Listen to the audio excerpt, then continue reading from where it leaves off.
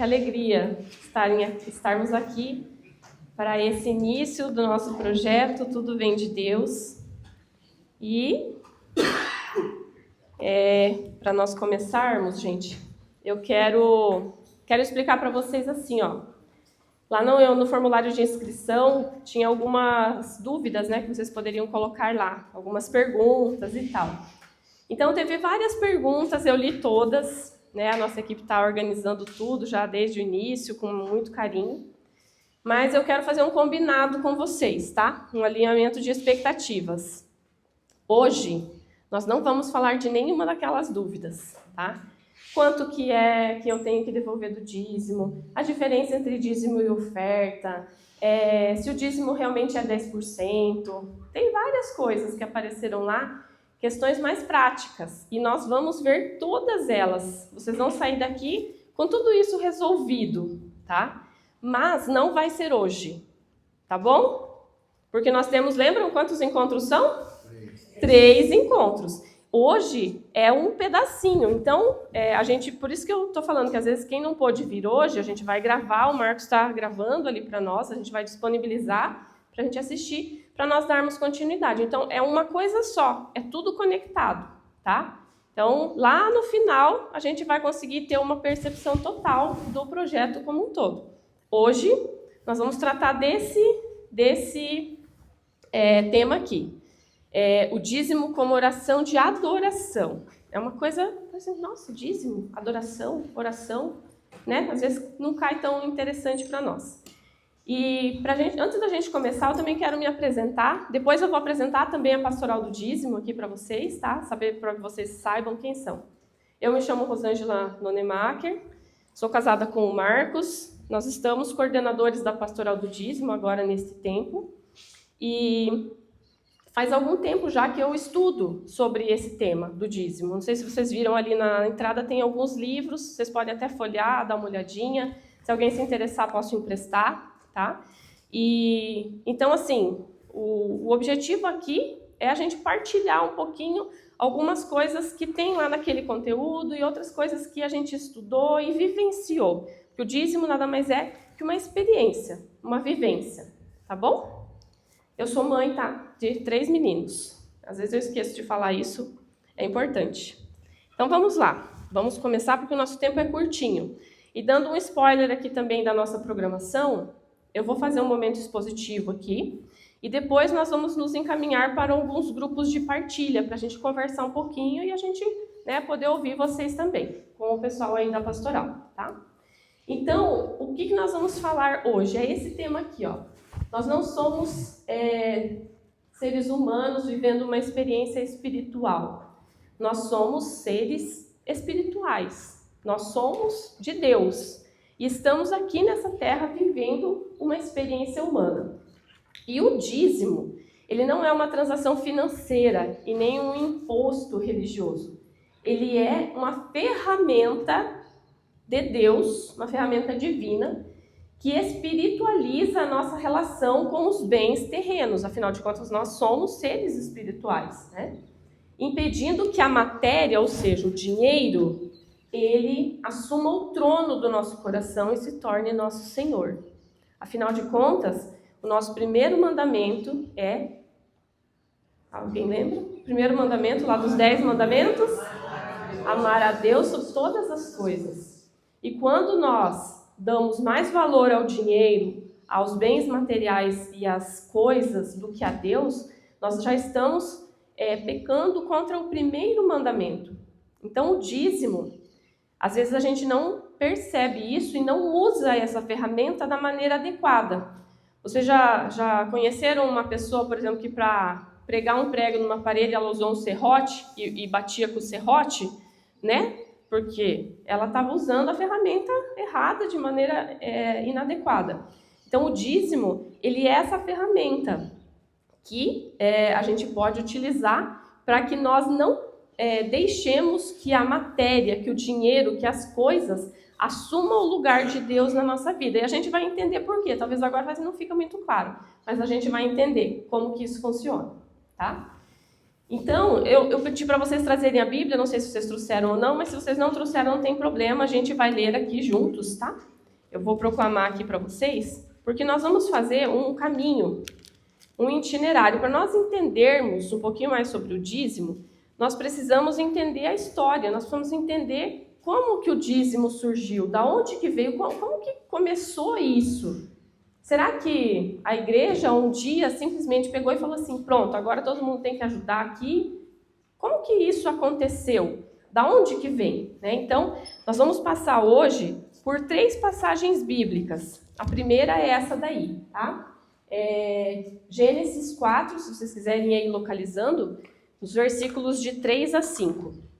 Eu peguei versículos poucos, né, pequenos ali, por causa do nosso tempo, mas vocês depois em casa, quem gosta de estudar, quem gosta de ler, quem gosta de se aprofundar, né, que Deus já colocou no coração aí essa sede pela palavra de Deus, eu convido a vocês lerem o capítulo todo, tá bom?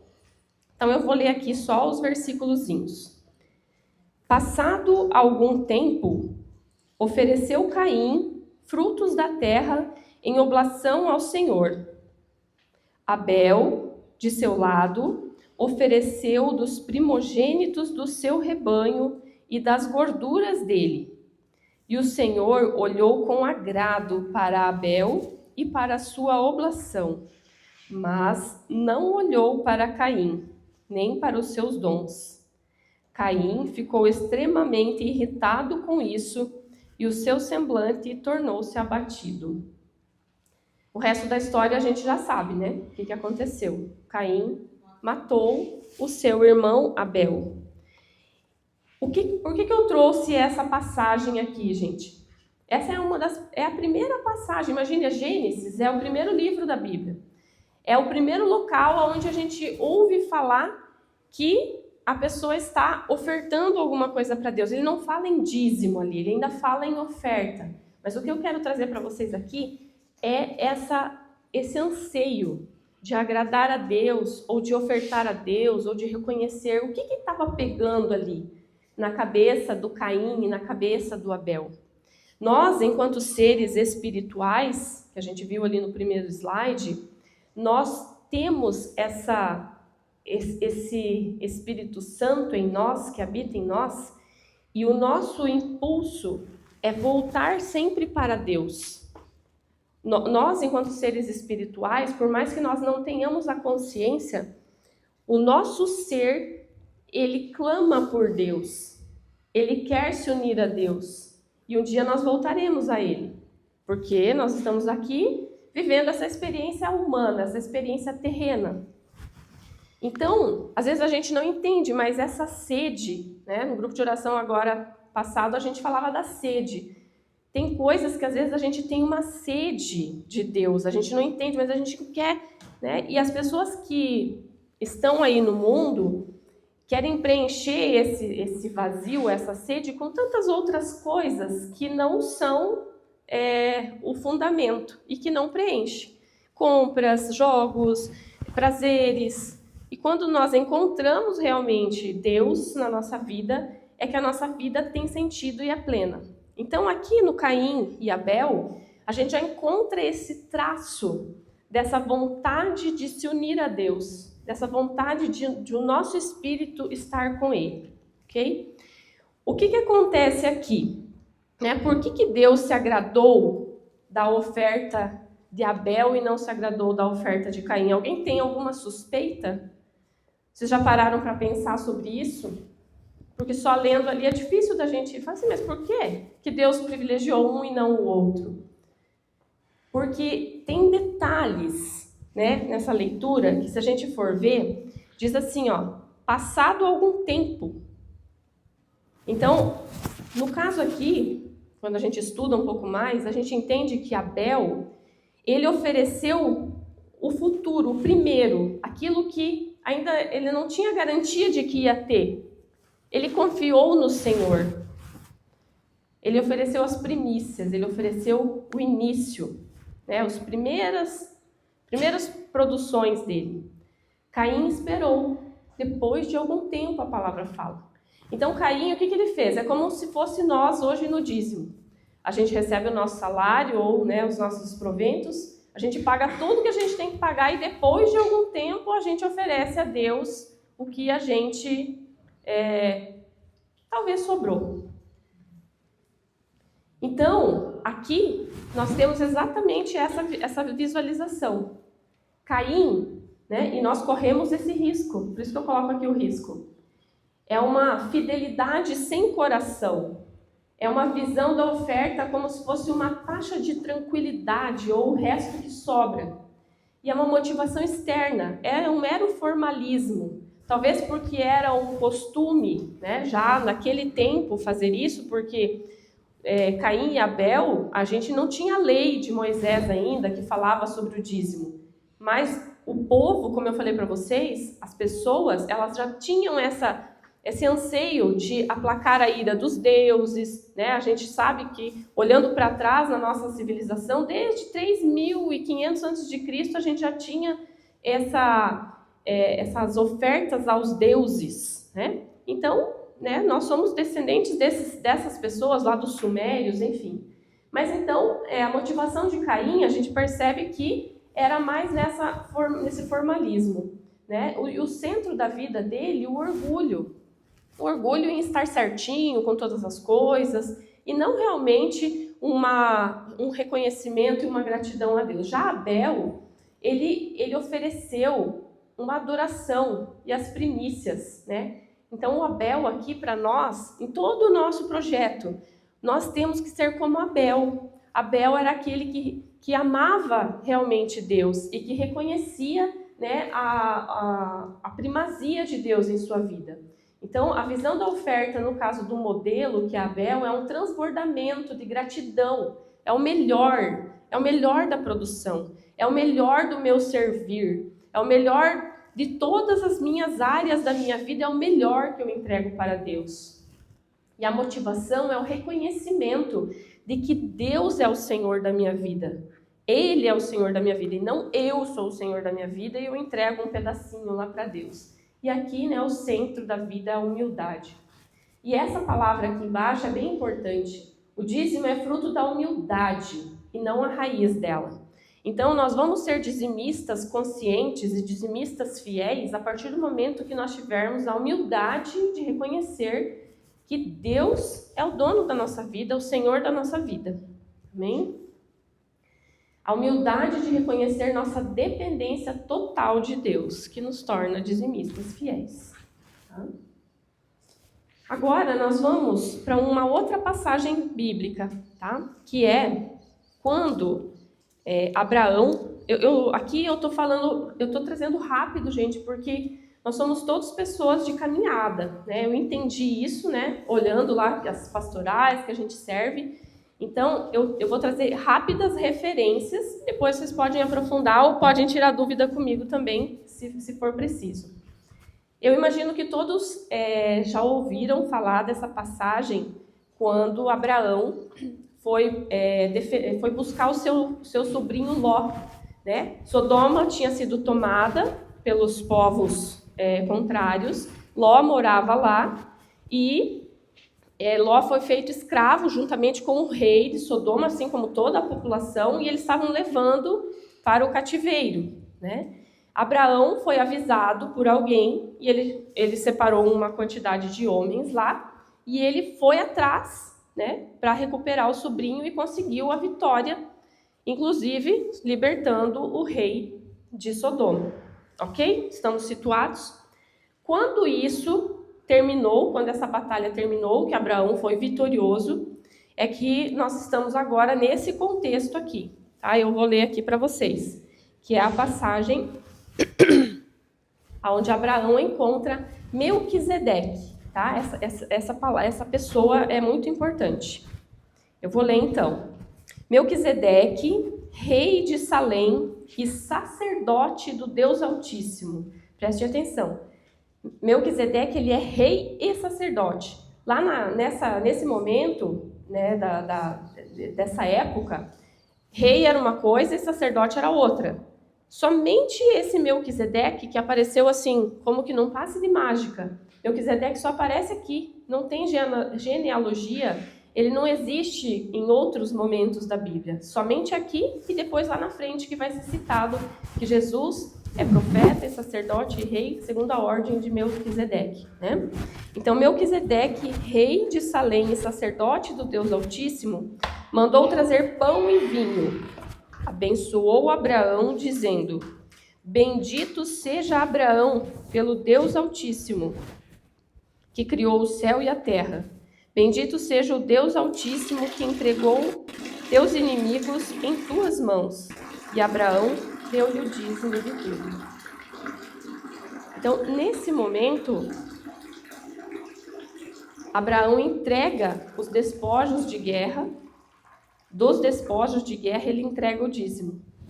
E aí tem uma parte que diz que o rei, né, de Sodoma falou assim: olha, pode ficar com todos os bens que você recuperou, porque Abraão devolveu, né, os bens que eram do rei lá de Sodoma, Abraão devolveu para o rei. Ele só ficou com os despojos de guerra, que eram as coisas do inimigo, que ele venceu. Esses são os despojos de guerra. E aí Abraão falou assim: não, eu não quero. Porque pode ser que vão falar que eu enriqueci às custas do rei. Ou seja, Abraão refutou as coisas do mundo, porque aqui o rei de Sodoma significa as coisas do mundo, o dinheiro, o olhar para o dinheiro, o conectar-me mais com o dinheiro. Não, o que Abraão fez? Ele entregou o dízimo a Melquisedeque, tá? Então, aqui para a gente entender um pouquinho, quem que era esse Melquisedeque? É um rei misterioso, sem genealogia registrada, né, cujo nome significa rei de justiça, que governa Salém, rei da paz. Salém significa rei da paz. Esse Melquisedeque, ele prefigura a figura de Jesus Cristo. Ele é como se fosse assim um spoiler, né, de Jesus ainda lá antes de Moisés. Ele é visto, né, como essa imagem de Cristo antes da encarnação, né? O El Elyon, Deus Altíssimo. E após vencer a batalha, Abraão entrega então o dízimo, seus despojos, e é abençoado. Vocês viram que aqui, quando o Melquisedeque fala, ele fala: bendito seja você, Abraão, que foi, né, abençoado por Deus Altíssimo. Então, o dízimo, gente, nesse momento, vocês não venham agora querer dizer que não, porque essa passagem ela entrega isso. O dízimo é bênção. Quando nós somos dizimistas fiéis, essa bênção, ela recai sobre nós. A bênção do El Elyon, do Deus Altíssimo. Olha, eu chego a me arrepiar de falar isso. Nós somos esse Abraão, nós somos esse abençoado. E as nossas lutas, as nossas guerras, as nossas batalhas, né, que a gente traz do nosso suor, assim como Abraão, nós precisamos entender espiritualmente e conectar isso, de que essa entrega nesse altar para esse rei agora é com Jesus.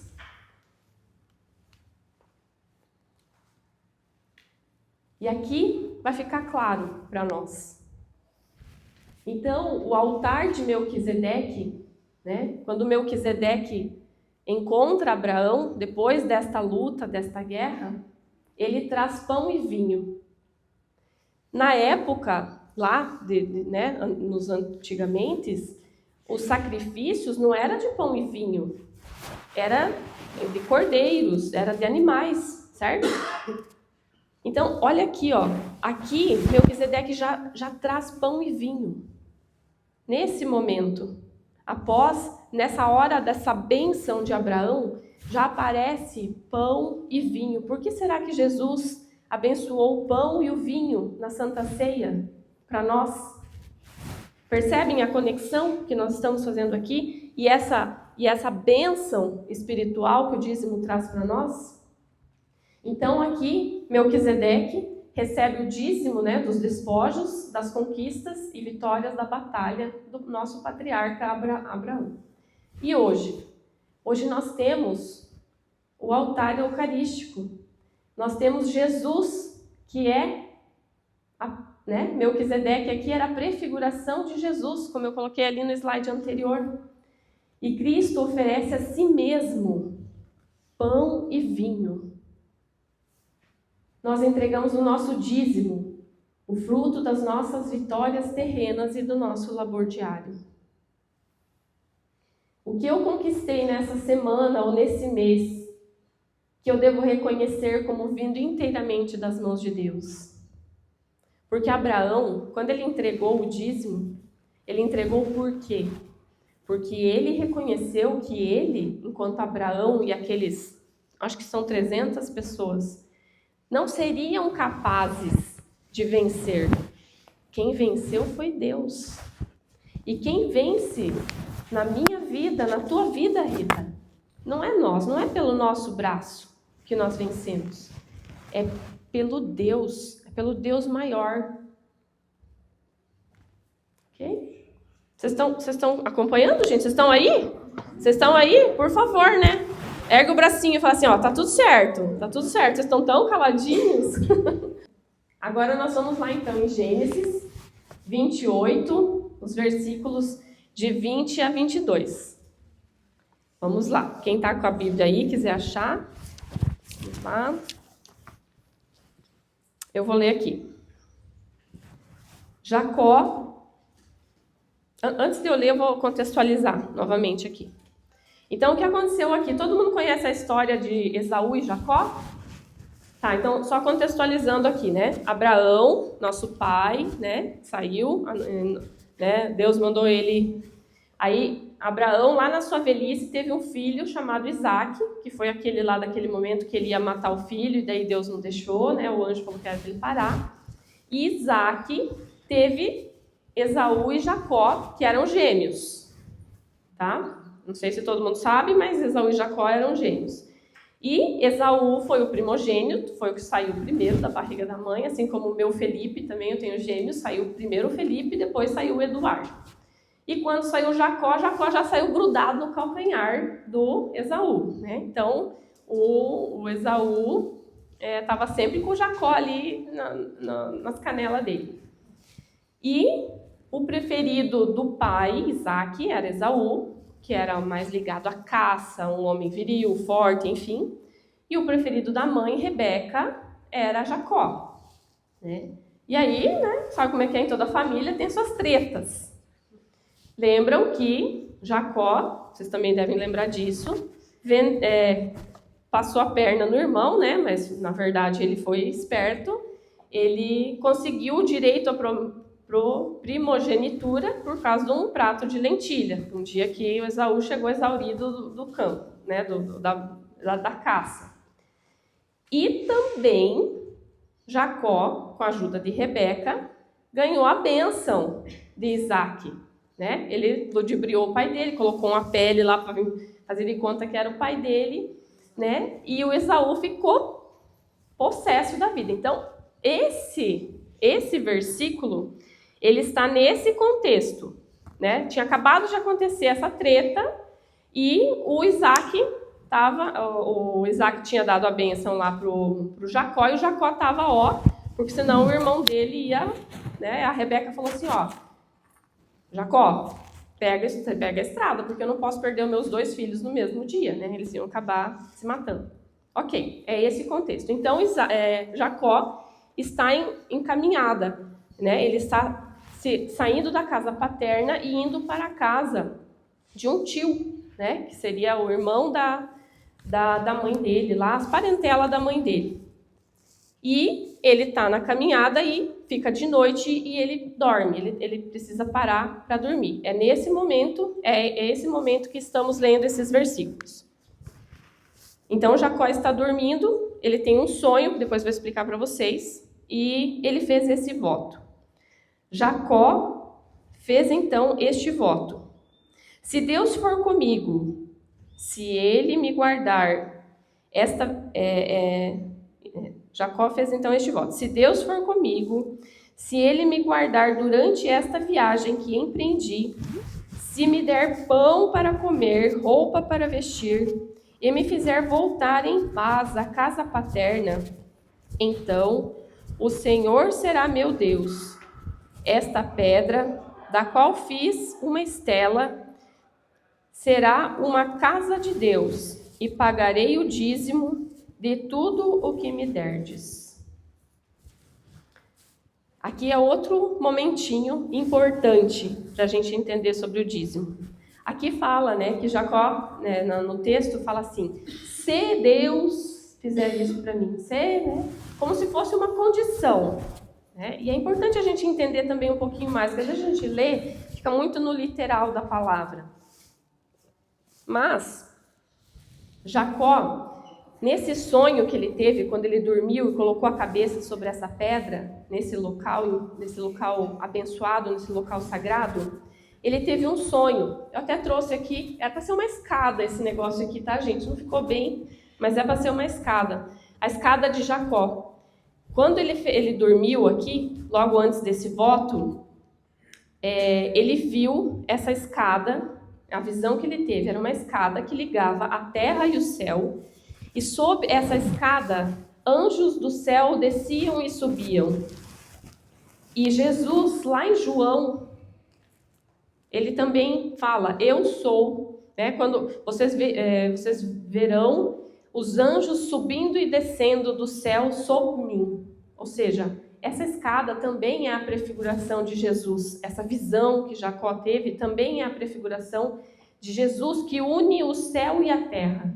Porque quando Jesus abre os braços na cruz, ele rasga o véu do templo e nós estamos agora com livre acesso ao céu, né? Então Jesus é essa união do céu e da terra, prefigurado nessa escada da visão de Jacó. E quando ele fala ali, então, né?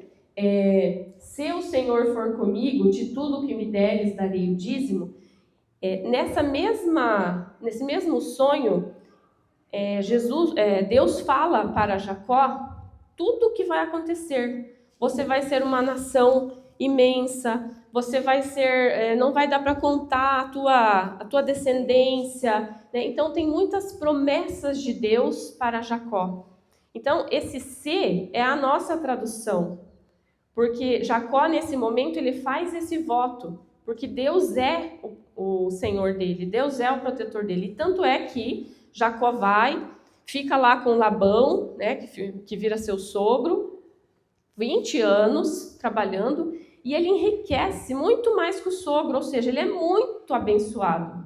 Ele é muito abençoado. E tem uma passagem, né, quando Jacó decide sair da terra do seu sogro e voltar para a casa do seu pai, para a terra do seu pai, que ele fala que se Deus não tivesse abençoado ele, se Deus não fosse por ele não seria nada, porque o sogro dele mudou o salário dele muitas vezes, o sogro dele passou a perna 2 vezes nele, né? Primeiro porque colocou a irmã mais velha no lugar da irmã mais nova, na hora do casamento. Então, assim, teve várias coisas, né, na vida de Jacó que, se não fosse por Deus, ele não seria abençoado, mas ele era. E aqui, gente, nós temos essa transição, então, do dízimo, dos despojos de guerra, que acontecia com Abraão, para o dízimo do nosso dia a dia, né, da nossa produção. Então, vejam, novamente, a bênção que o dízimo traz para nós. Nós temos que entender, gente, eu quero que vocês, assim, eu gostaria muito, eu rezei muito, para que nosso Senhor abra a nossa inteligência, porque isso primeiro tem que cair na nossa razão, para depois ir para o nosso coração, de que o dízimo, ele tem um poder espiritual de bênção. E aqui, nós vamos ver mais para frente, que não importa o valor, importa é a fidelidade. Amém? Então, essa frase aqui é bem interessante, ó. O dízimo nasce no coração do homem para encontrar o coração de Deus. Isso é lindo, né? Porque ele brota do coração de Abraão, ele brota do coração de Jacó, né? Para encontrar o coração de Deus, e brota hoje também do coração da Doriane, do coração da Roseli, do coração do Luiz. Aqui, então, nós temos um fechamento, né? O fundamento da oferta. Se lá atrás, os nossos antepassados, lá antes ainda de Abraão, o dízimo era utilizado, e talvez não era dízimo o nome, mas as ofertas, os holocaustos, as oblações para aplacar a ira de Deus, nós, enquanto povo escolhido de Deus, enquanto Israel, nós temos isso aqui em relação ao dízimo: reconhecimento, gratidão e fé. Reconhecimento é a consciência profunda de que só existe um único Deus e que Ele é criador de tudo, né, e que a Ele tudo pertence. Gratidão é essa nossa resposta amorosa a essa providência diária, sabendo que Deus intervém todos os dias na nossa história, assim como interviu na vida de Jacó, assim como interviu na vida de Abraão, todos os dias. E para isso nós temos que estar ali, nós temos que realmente ser filhos dele. E fé, a certeza absoluta de que Deus continuará nos sustentando, nos conduzindo até a terra prometida, que é a nossa salvação. Essa semana o Padre Leandro falou assim para mim: Rosângela, eu estou muito cheio de coisas, eu acho que descanso mesmo, assim, tranquilidade só no céu. Eu falei, é isso aí mesmo, Padre. Enquanto nós estivermos aqui, nós vamos estar nas nossas batalhas, nas nossas atribulações, e glória a Deus. Amém por isso. Então, esse tripé, ele substitui o medo e a barganha. Se faltar, gente, alguma dessas coisas aqui, nós não vamos ser um dizimista consciente. Nós não vamos ter essa bênção que o dízimo proporciona para nós, tá? E aqui eu trago para nós, né, um olhar para Nossa Senhora. Porque esse nosso sim, esse nosso nos abrirmos a essa proposta de Deus, que é uma proposta, nós temos que fazer o nosso sim, ok? Assim como Abraão, o pai da fé, Deus falou com ele, mas ele teve que tomar a sua atitude, ele teve que dar o seu sim, ele teve que pegar toda a parentela dele e sair pelo deserto até encontrar a sua terra que Deus havia prometido. Então, Deus hoje faz essa promessa para nós. E Deus também convidou essa mulher a fazer parte desse projeto salvífico que nos atinge hoje, né? Então, nós voltamos o olhar para a Virgem Maria, através dessa imagem de Nossa Senhora das Graças que temos aqui, a Arca da Nova Aliança. No cenáculo, ela estava em oração com os apóstolos, vivendo a dependência e o reconhecimento pleno da providência divina. Nós vamos pedir a ela que ela interceda por nós, para que o Espírito Santo abra esse nosso entendimento, né, sobre essas 3 passagens que nós vimos hoje, sobre essa situação ali do Caim e Abel. Né? E aí eu pergunto para vocês hoje, a gente olhando para dentro de nós, para o nosso jeitão de ser, para o nosso dia a dia, para o nosso trabalhar aqui, para a nossa contribuição do dízimo. Se eu voltar lá naquele slide, né? Quem que eu sou hoje? Eu sou o Caim, que contribui com o dízimo porque todo mundo contribui, porque é certo, porque tem lá o 5º mandamento da igreja.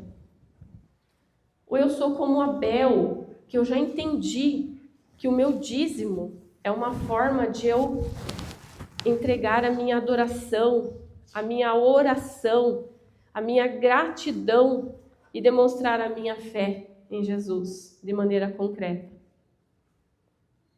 E quando eu entrego o meu dízimo, eu entrego ele como mais uma conta ou com uma oração, um sacrifício de louvor ao meu Senhor.